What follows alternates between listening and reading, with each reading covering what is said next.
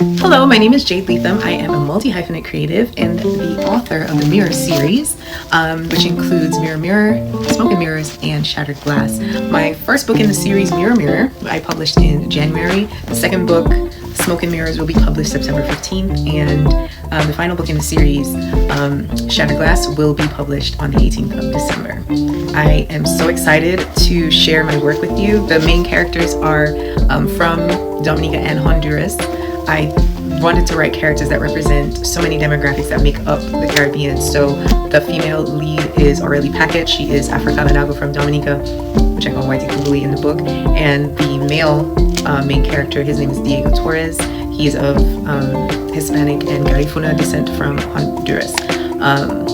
In the book, you will see Spanish, you will see Creole, you will see some Kalinago words, as well as it's in majority English just for accessibility purposes, but my goal was to make sure that our language, our cadence, our accents were represented, and I wanted to write stories that represent how we as Caribbean people operate in love.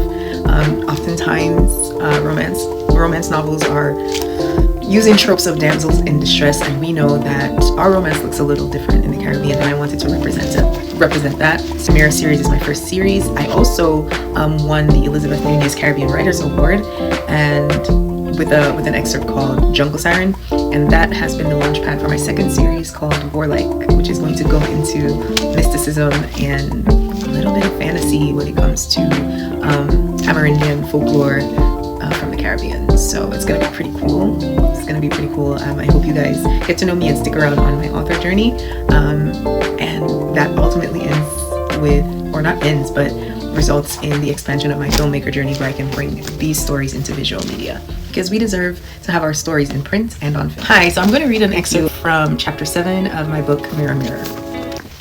The chatter of his friends faded into white noise as he watched her, transfixed. She was a paradox, a living contradiction. One moment she was animated, her hands flying as she laughed with her friends, her energy infectious. The next, she was still, her expression guarded, as if retreating into some private sanctuary that no one was allowed to enter. It was fascinating. She was free, yet controlled, open, yet secretive.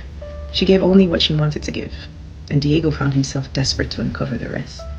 The dark, twisted part of him wondered what it would take to ruffle her feathers, to see her lose that control even for a moment. The thought was tantalizing, almost too much to bear.